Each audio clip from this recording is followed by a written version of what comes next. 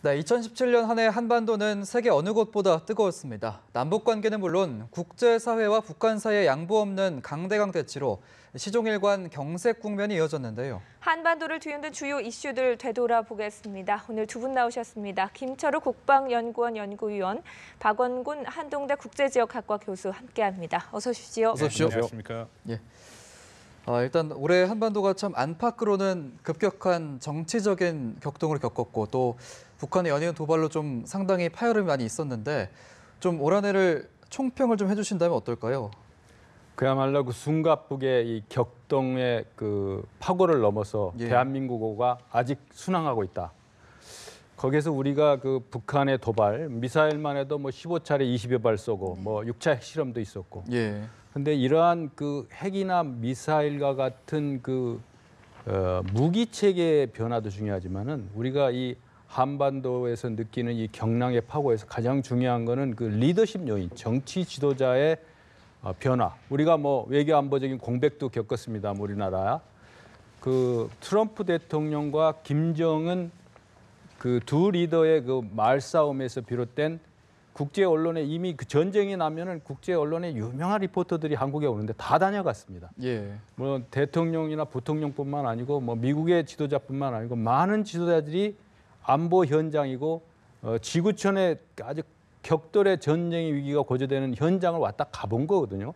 다 봤는데 중요한 거는 그럼에도 불구하고 서울 우리 대한민국 국민들의 어떻게 보면은 그 평온함, 이상할이 많지 오히려 주식시장이 아주 최고들을 치는 그래서 워싱턴이나 주변국 수도에서 느끼는 한반도 위기 상황에 대한 감과 정작 서울에서 느끼는 그 안보 온도차가 아주 극심했던 한 해였다. 그것은 우리가 불필요한 안보 불안감을 갖지 않는다는 측면도 있지만 너무 이런 것에 숙달된 게 아닌가 이런 평가도 되거든요. 그래서 사실에 기초한 명확한 그 상황 인식이 우리가 필요하다.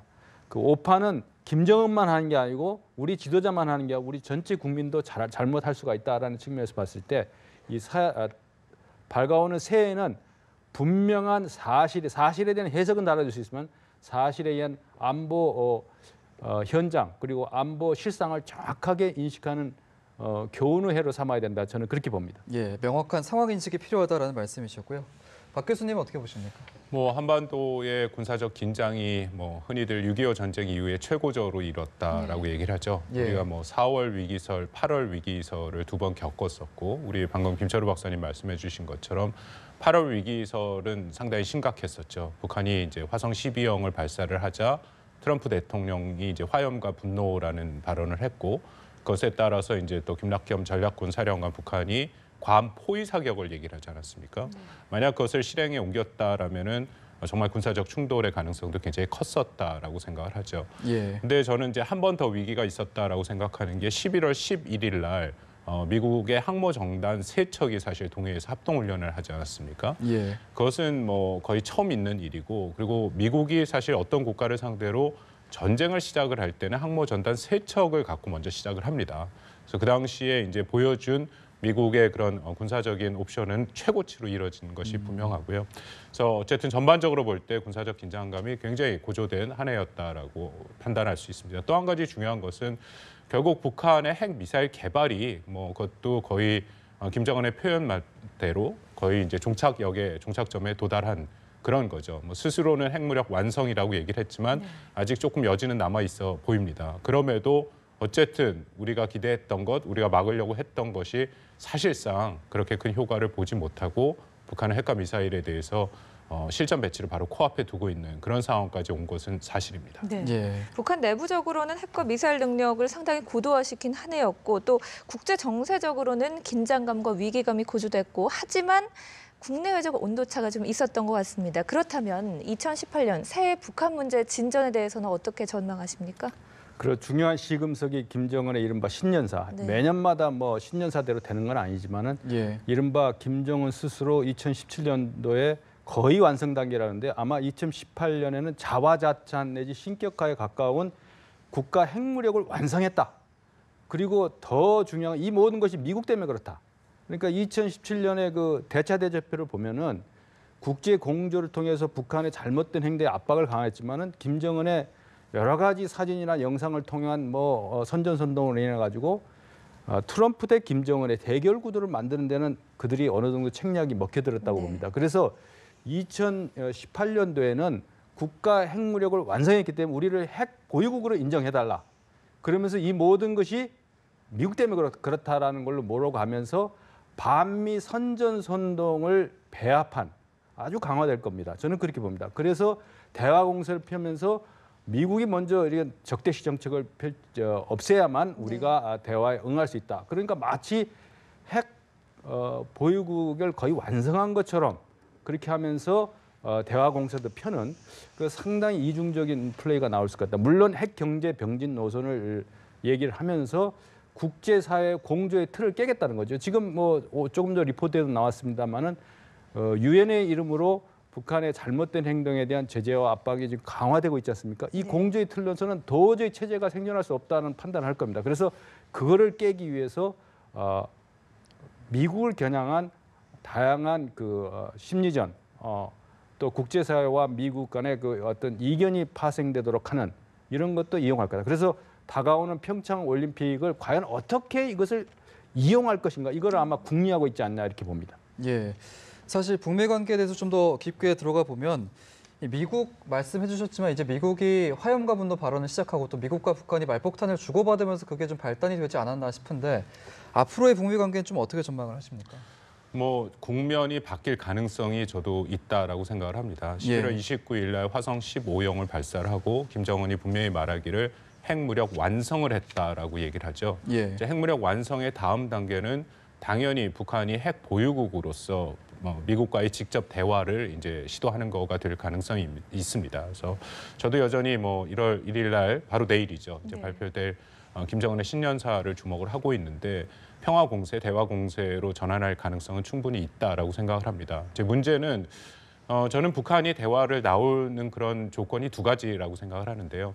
하나는 그들의 말대로 정말로 핵무력을 완성해서 실전 배치까지 돼서 이제 그런 자신감을 가졌을 때고 또 다른 한편으로는 북한의 죄송합니다. 제재와 압박이 이제 계속되기 때문에 그 제재와 압박에 대한 내구성이 다해서 이제 더 이상 버티기가 힘든 그런 상황일 경우에 저는 대화에 나올 수 있다라고 생각을 합니다. 근데 지금의 북한의 상황은 약간 어중간한 지금 두 가지 상황에 중간에 걸쳐 있거든요. 그래서 신년사의 평화 공세가 얘기가 나올 수도 있는데 저도 김철호 박사님 말씀대로 동시에 미국과 또 국제사회에 대한 강력한 어떤 비난과 그런 것들도 같이 나올 수가 있다라고 생각을 합니다. 그렇지만 전반적으로 볼 때 일단은 현재의 국면에서 다음 국면으로 넘어가서 대화를 촉구할 수 있다라고 생각하고요. 이제 문제는 그것을 미국이 받을 것이냐 안 받을 것이냐의 그런 상황인데 현재로서는 좀 조심스럽게 예측을 합니다만 만약에 북한이 핵과 미사일 실험의 동결 정도를 선포를 한다면 저는 미국이 받을 가능성은 있다라고 생각을 합니다. 왜냐하면 미국의 입장에서도 점차적으로 북한과의 대화의 조건이 지금 낮아지고 있는 것은 사실이거든요. 미국이 북한한테 부과할 수 있는 압박과 제재는 현재까지 최대치에 와 있고 사실상 군사적인 그런 선택을 하기는 미국도 굉장히 힘든 상황이기 때문에 뭔가 돌파구를 마련하기 위해서 북한이 그 정도 수준에서 얘기를 한다면은 대화에 응할 가능성도 저는 있다라고 봅니다. 트럼프 대통령 취임 초기에 미국이 북한과 비공식적으로 접촉해서 새 행정부의 메시지를 전달했지만 별다른 성과를 내지 못했다. 이런 AP통신의 보도가 나왔습니다. 어떻게 보면 좀 첫 단추부터 잘못 끼워졌다라는 생각도 드는데요. 새해 북미 관계에 좀 진전이 있을까요? 미국의 그 전략적 소통, 이른바 다양한 역할 분담을 하는 겁니다. 그래서 대화를 탐색하는 팀은 탐색을 하고 제임스 매티스 국방장관 같은 사람은 군사적 옵션을 강조하면서도 대화 문은 열려 있다. 대화라는 키워드는 계속 나옵니다. 근데 여기서 중요하게 봐야 될 거는 트럼프식의 그 대북 정책이 최대 압박과 관여 이런 거지 않습니까? 거기에서 그 미국 우선주의가 여기도 작용을 하지만은 미국이 아메리카 퍼스트라고 강조하고 우선주의 미국의 의익을 최우선으로 삼지만 그것이 그렇다고 아메리카 언론 미국 혼자 하는 건 아니다. 그래서 아시아 5개국 순방을 할 때 그 트럼프의 그 메시지를 보면 당초의 예상과는 달리 상당히 그 톤 다운이 되고 조율이 된 그런 발언을 했거든요. 우리 국회 연설에서도 그럼에도 불구하고 메시지는 분명했어요. 변명의 시대 끝났다. 뭐 일본에서는 뭐 전략적 인내 끝났다. 그럼 뭐냐? 힘의 우위를 통한 미국의 영향력을 계속 확대하겠다는 거 아니겠습니까? 그래서 대화가 됐던 군사적 옵션이 됐던 이렇다 하더라 저렇다 하더라는 추측도 중요하지만은 반드시 이 모든 것에 군사적 준비 태세, 특히 미국 혼자 하는 게 아니고 한미 연합 방위 태세를 튼튼하게 하겠다는 가장 기본적인 기조가 있거든요. 그리고 중국의 대한반도 정책도 보면은 우리가 착각하지 말아야 돼. 저는 이게 전략적 착시라고 그러는데 우리가 마치 미국과 중국과 맞대응할 정도의 국력인 거냐 생각하는데 네. 그것은 한미 동맹 국가는 뒷받침이 있기 때문에 아마 중국도 우리를 그렇게 중요하게 다루고 있는 게 아닌가 봅니다. 그래서 우리가 냉철하게 현실을 직시할 것은 직시하면서 미국이 대북 대화 제의하는 것이 대화 제의하면 대화로 가는 모양이다. 아니 대화 제의했다 그거 깨지면 또 다른 군사 옵션의 가능성이 높아지는 거거든요. 그래서 여러 가지 옵션이 태우 위에 있다라는 것은 상대의 오판에 의한 걷잡을 수 없게 상황이 의외의 변수에서 튈 수 있다. 그것이 반드시 트럼프나 김정은만의 그 판단의 이야기보다는 주변국이라든가 우리 국내 여러 가지 정치적인 요인 이런 것도 같이 고려해가는. 그러니까 이 한반도 안보 방정식을 풀어나가기 힘들어요. 방정식이 점점 복잡해지고 있습니다. 그래서 이 한반도 안보 상황을 안정적으로 관리해 나가면서 국제적 이벤트, 평창 올림픽 행사 같은 것을 또 성공적으로 잘 치르고 그 다음 단계를 넘어가는 그런 그 단계적이고 순차적인 그런 지혜로운 대처가 필요하다 이렇게 봅니다. 예, 지금 중국 얘기도 나왔지만 사실 미국과 중국의 관계도 좀 봐야 될 것 같은데 지금 북한을 사이에 두고 지금 계속해서 충돌하는 상황이 빚어졌었는데 이른바 무역 전쟁으로 북핵 공조를 압박하고 있는 미국이 좀 중국의 전향적인 그런 행동을 이끌어내기 위해서 세컨더리 보이콧을 더 확대하는 것이 아니냐라는 분석도 있는데 어떻게?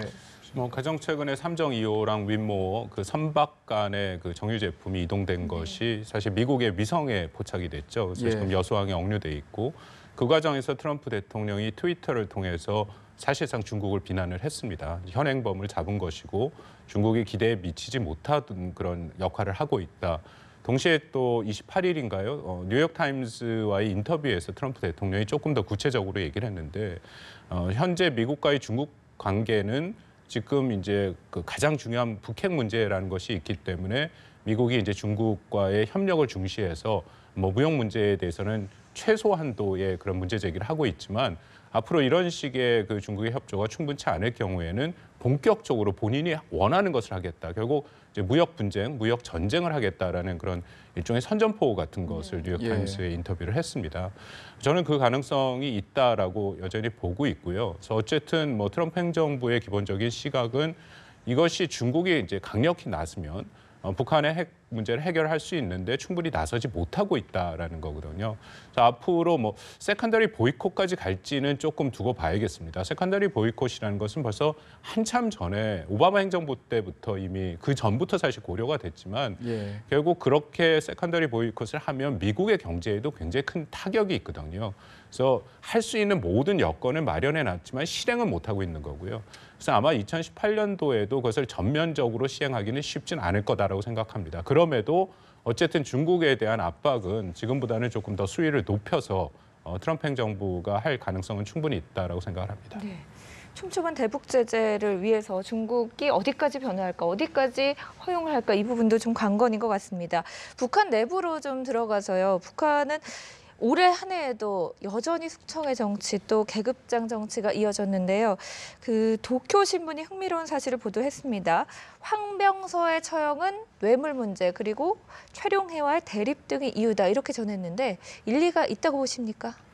그리고 황병서가 지금 북한의 아주 중요한 공식 행사에 지난 3개월 동안 안 나왔다. 그런 것에 대한 원인을 다각도로 분석하고 있는데 이른바 그 전에 우리가 장성택 처형 후에 여러 가지 북한의 행태를 보면 황병서가 그 총정치국장 올라가기 전까지 이른바 무릎을 꿇고 뭐 입을 가리면서 그런 아주 공손하지 못한 아주 굴욕적인 태도에 가까운 그렇게 해서 생존을 해왔는데 이런 것이 뭐 그것이 뇌물이든 간에 태도가 불손하든 어떤 이유 간에 분명한 것은 이 김정은 체제는 이른바 2인자를 실권이 있는 2인자를 허락치 않는다는 거죠. 그것이 총정치국장이 됐든 누구 됐든 간에 항상 그런 반대 세력이 조직화되는 건 더더욱 차단할 뿐만 아니고 황병서가 너무 군내의 영향력을 강하게 갖고 있는 것은 반드시 북한의 모든 문제는 작은 문제, 이른바 노동당 39호실로 비롯한 군 내외의 북한 체제와 정권을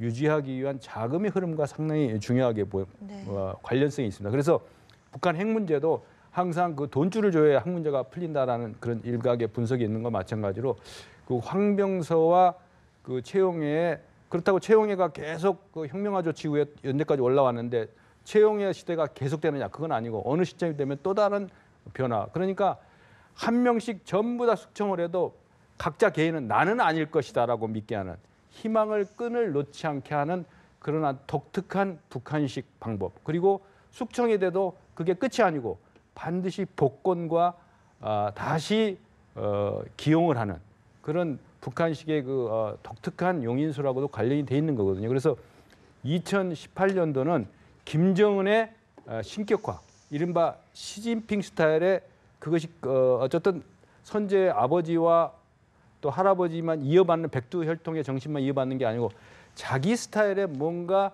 새로운 그 국가 핵무력 완성을 계기로 해가지고 그런 방향으로 나오지 않겠느냐. 그러려면 자기를 옹이하는 세력들이 주변에 있어야 된다는 거죠. 그래서 일체의 긴장감을 늦추지 않도록 하는 그런 숙청이나 새로운 인물을 발굴하는 조치는 끊임없이 일어날 겁니다. 예, 그렇군요. 북한의 향후 도발 행보도 좀 주목을 해봐야 될 것 같은데 아사히 신문에 따르면 김정은이 신형 위성 운반 로켓이라는 이름의 장거리 탄도미사일 발사를 준비하고 있다고 하는데요. 은하 4호라고 하는데 이게 어떤 미사일인가요? 북한 당국에서도 이미 지금 수차례 이런 분위기를 띄우고 있습니다. 이번에는 이전과는 다르게 이제 이전에는 거의 뭐 ICBM급 대륙간 탄도 미사일을 쐈는데 이제 전에 우리 뭐 광명성을 쏘는 것처럼 이제는 위성을 쏘겠다라고 얘기를 하고 있습니다. 저는 몇 가지 의미가 있다라고 생각을 합니다. 여전히 북한이 지금 쏘고자 하는 그런 뭐 은하 4호라고 명명을 한 것 자체도 대륙간 탄도 미사일이라고 보면 됩니다. 단 한 가지 차이점이 있다라면은 대륙간 탄도 미사일은 대기권 밖으로 들어갔다가 이제 다시 들어오는 이른바 재진입 기술이 필요한 거고 위성을 쏘는 이런 로켓은 그냥 올리기만 하면 되는 거거든요. 그 부분을 제외하고는 나머지는 기본적으로 같다라고 생각을 하고요. 특히 그 미사일을 쏘아 올림으로써 북한이 테스트할 수 있는 여러 가지가 부분이 있습니다. 특히 탄두 부분에 어떤 다탄두를 실을 수 있는 능력이라든지 이제 그런 것들의 기술 개발이 충분히 이루어지는 거거든요. 그래서 북한이 이제 그런 것을 분명히 노리고 이거 위성은 아닙니다. 북한이 뭐 특별히 지금 위성을 쏠 만한 동기나 이유는 저는 없다라고 보고요. 여전히 이런 무기체계 발달 단계에서 이것을 활용한다라고 생각을 하고, 근데 그럼에도 왜 계속 그런 위성을 얘기를 하느냐 하면은 역시 국제 제재에 대해서 좀 피해가려고 하는 부분이 있는 거죠. 북한도 이제 충분히 학습이 됐다라고 생각을 합니다. 화성 15형을 지난 11월 29일 날 쏠 때 75일을 참았거든요. 그때 이제 많은 사람들이 많은 이제 추측들을 했습니다만 제가 판단하기는 북한이 이제 아는 것이 북한이 어떤 이런 도발을 하면 유엔 안보리를 포함해서 강력한 제재가 지금 계속 결의가 되니까 확실한 자신들의 능력을 가질 때 도발을 하겠다라고 해서 화성 15형도 이제 75일을 기다렸다가 결국 간 거거든요. 근데 이런 식으로 위성을 쏘겠다, 평화적인 방법이겠다, 이미 공개를 하고 아마 이건 공개적으로 쏠 겁니다. 그럴 경우에는 또 중국이나 러시아 같은 국가에서는 이것 제재에 대해서 이거 제재하면 안 된다라는 목소리를 낼 수 있는 명분을 줄 수 있다라는 거죠. 근데 동시에 그런 여러 가지 것들을 고려를 했다라고 생각을 하고요. 마지막은 결국 내일이 내년이 당창건 70주년인데 뭔가 북한이 그걸 해야 되지 않습니까? 뭔가 축포를 터뜨려야 되는데 그러기 위해서 ICBM을 다시 쏘는 것은 이미 핵무력을 완성을 했다라고 하는데 그걸 구태여 다시 쏠 필요는 없는 거고 또 제재가 따를 수 있으니까 그런 다각적인 측면에서 아마 이번에 이런 위성 로켓을 준비하고 있다라고 생각을 합니다. 자, 새해에도 북한의 도발은 계속될 가능성이 큰데요. 그렇다면 우리는 남북 관계를 어떻게 풀어나가야 될지 두 분께 짧게 듣겠습니다. 북한의 그 평창 올림픽 기간의 도발 가능성에 대해서 미국의 국방장관이 그런 얘기를 했어요. 북한이 그렇게 어리석었으면 진작 사단이라도 났을 것이다. 그러니까 앞으로 2018년도에 북한의 도발 방식은 더 머리를 쓰고 그들 나름대로 전략적 셈법에 따라서 아주 강교하게 나올, 이것이 평화를 위한 것인지 자기의 핵무력을 보이기 위한 것인지 여러 가지 메시지가 복합이 돼 있고, 그래서 2018년도에 그 북한의 도발 양태는 아주 세계가 깜짝 놀랄 만한 괌을 공격하다 이런 방식보다는 우리 이 대한민국 사회의 내부의 분열을 조장을 하고 안보 의식을 흐리고 이제 북한이 이제 도발을 안 하겠지 하는 이런 느슨한 그런 걸 하면서 이 모든 것이 미국 때문에 그렇다라는 그런 의식을 조장할 수가 있다. 그래서 이 앞으로 2018년도에 벌어지는 그 일련의 도발 행태는 과거와 같이 뭐 목함질의 도발이라든가 눈에 보이는 도발보다는 눈에 보이지 않는 도발, 그리고 도발 당하고 있다라는 그것을 느끼지 못하는 그런 형태의 도발, 그리고 대규모 미디어들이 한반도에 이제 다시는 2017년 같은 상황이 오기 힘들지 않느냐라는 이런 낙관적인 추론을 할 수 있도록 하는 그런 류의 보이지 않는 도발을 할 가능성이 더 높아졌다 이렇게 봅니다. 예, 알겠습니다. 오늘 두 분 말씀은 여기까지 듣도록 하겠습니다. 고맙습니다. 네.